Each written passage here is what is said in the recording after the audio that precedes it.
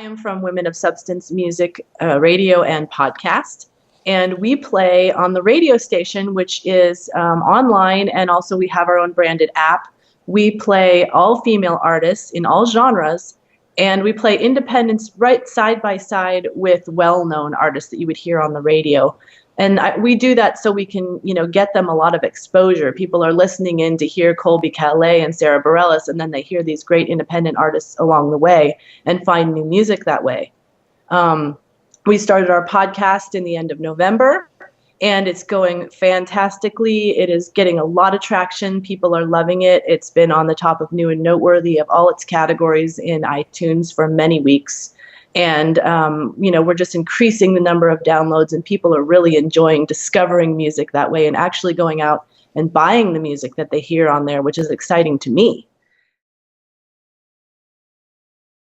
So what we look for with Women of Substance is, pretty much embodied in the name, but I can explain the substance part a little bit more. But obviously women is the important thing.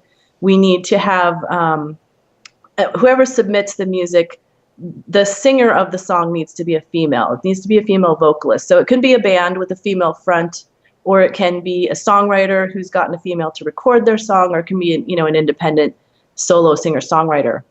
And as far as what I mean by substance, and maybe it's not perfectly clear from the word substance, but I started out wanting music that was really substantive in its lyrics.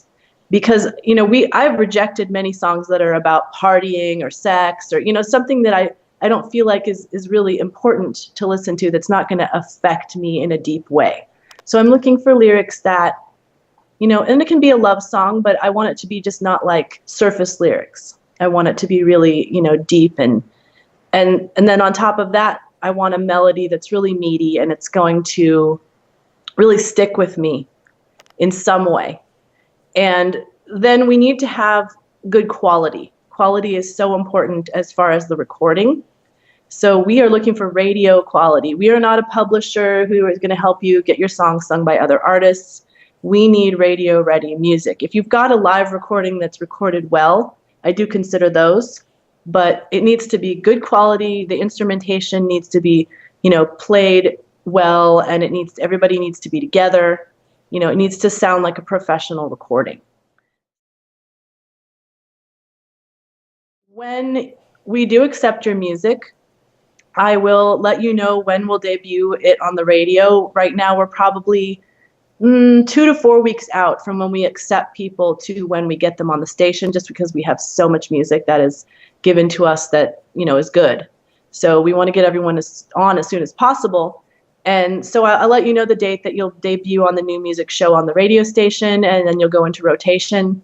And within 2 weeks of your debut, you will be on an episode of the podcast. And we really promote the podcast on Twitter, on Facebook, and we just do a lot of work to promote that episode. And the nice thing about podcasts is that, it's not just out there once like it is on the radio. It's out there, and it's out there forever. It's evergreen, and people are discovering episodes that I put up in November still in February. I've been on Music Xray for probably almost 5 years, and I loved it from the start because it was different from other platforms that I've used, and right now it is really my favorite platform of choice because of the way it's organized. I love that each song kind of has its own area or location. When people submit a song to me, it's its own thing. It's not like one song among a million on an EPK, and I can just focus on that one song. They can send me specific feedback related to that song, that this is something you should listen to in the song, this is why I wrote it, that type of thing.